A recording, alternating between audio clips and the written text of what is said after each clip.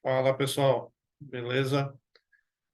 Hoje vamos falar sobre um assunto bem relacionado à visualização de dados, totalmente relacionado à visualização de dados, e estará aqui no módulo de visualização de dados, né?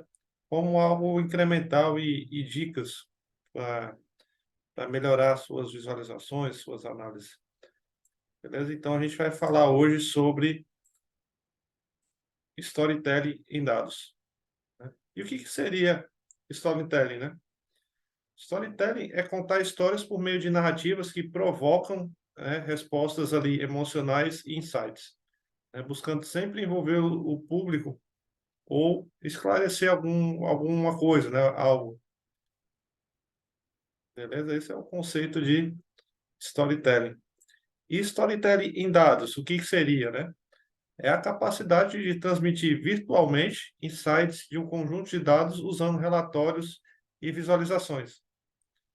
Não é apenas criar ali um layout diferente, né, um visual bonito, todo interativo, né, cheio de recursos.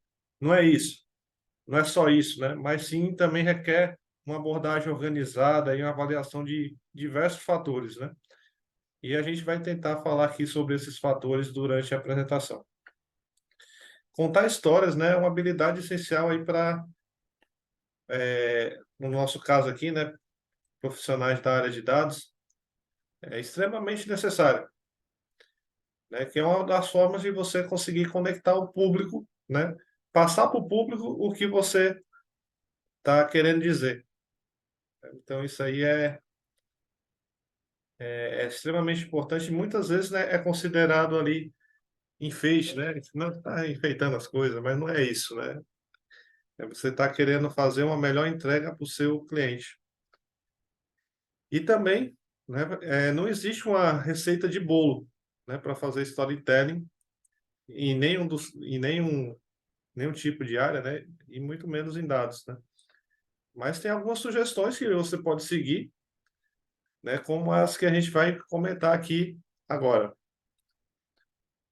Uma primeira sugestão seria você identificar seu público, né. Para quem você está apresentando aqueles insights? Quem costuma ver aqueles dados, né, e como costumam ver aqueles dados? Tem algum daltônico no time, né, algum usuário daltônico no time?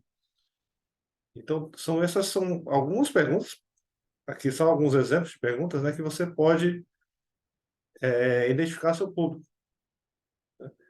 E tem uma técnica também bem legal que eu vi há pouco tempo e até já comecei a praticar um pouco, que é o que onde na qual, né, essa técnica na qual o analista ou quem vai estar desenvolvendo o relatório, fala com o quem está solicitando, quem são os usuários solicitantes, e entende como eles trabalham no dia a dia, o que que eles preferem utilizar, se eles usam mais pelo computador, se ele abre mais pela internet, celular, tablet.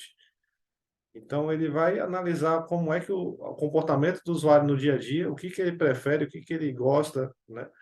Gosta mais de fundo dark ali, né, ou claro, usa usa algum recurso mais visual, ícones, essas coisas, né, ou mais no formato tabular. Então é esse tipo de coisas que essa técnica, né, busca, que é você sentar com o usuário e entender como é o dia a dia dele ali, né. Isso é uma boa para você identificar o seu público, né. Fica essa dica aí para vocês também. E ainda, em relação a dicas, né, seria a jornada. A próxima dica aí seria a jornada, né. Leve o seu público em uma jornada. Então aqui, eu vou mostrar para vocês algumas perguntas, né, que você deve resolver junto ao solicitante. Você essas perguntas e você vê com o solicitante e você como desenvolvedor vai tentar expor isso de uma melhor forma no visual. Então, exemplo de pergunta seria: "Qual foi o problema ou desafio que decidiu resolver? E que diferença isso faz?", né, por exemplo, o nosso problema aqui é a variação mensal de vendas, né, tá tendo muita variação de vendas e e isso não está de uma forma visível para os usuários, né? A diferença que faria era que o usuário começaria a ter essa visão, né? Anteriormente não tinha. Uma outra pergunta: quais são os principais problemas que você compartilhará com o seu público? Né? Então, o principal problema nesse exemplo que a gente deu, né, é o número de vendas em relação ao mês anterior. Por exemplo, a gente poderia mostrar isso através de um card. Uma outra pergunta: que dica você daria ao seu público, né? Se o card, por exemplo, estiver vermelho, é que houveram diferenças negativas. Caso contrário, né, positivas. No formato de verde, por exemplo, né, uma cor verde, igual esse exemplo aqui. E, e como é, uma outra pergunta, né? Como eles podem usar essas informações que você está mostrando e qual seria o efeito, né? Então, essas informações eles podem utilizar através de relatórios, né? Que podem ser disponibilizados, por exemplo, na intranet, né? Um site específico. Então, isso daí é o objetivo, né? De como eles podem ver essa informação. Em relação ao efeito, né, que estava na pergunta, qual seria o efeito? O efeito seria que o gestor, né, o público-alvo aí, né, ele teria essa informação o quanto antes possível para ele poder agir em cima dela, né? Então, por exemplo, pode ter um relatório lá que atualiza de hora em hora, né? Então, o gestor bate o olho e vê o que está acontecendo, se já tem algum problema ali que ele possa resolver, ele já vai lá e age em cima daquela situação, né? Então, essa questão é muito importante aí. Fica essas dicas aí, né, de perguntas que você pode fazer. E ainda em jornada, tem um outro ponto bem interessante que é a questão do esboço, né? Sempre é interessante fazer um esboço, mesmo que seja no papel, né, mas que você mostre ao solicitante como é que você está pensando em fazer, desenvolver aquela tela, desenvolver aquele visual, né? Existem várias ferramentas, né, que você pode fazer isso, os Figma, Mockflow e etc.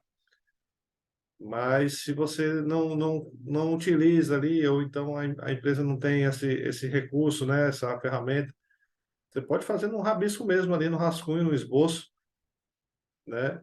Claro que a preferência é você ter uma ferramenta, né?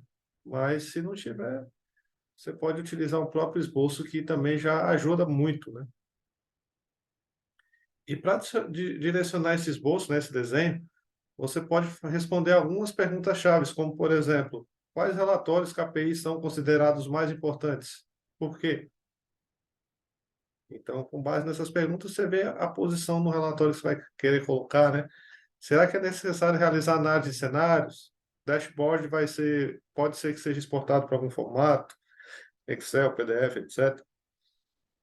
Há alguma paleta de cores a ser seguida, né? A empresa usa alguma paleta de cor?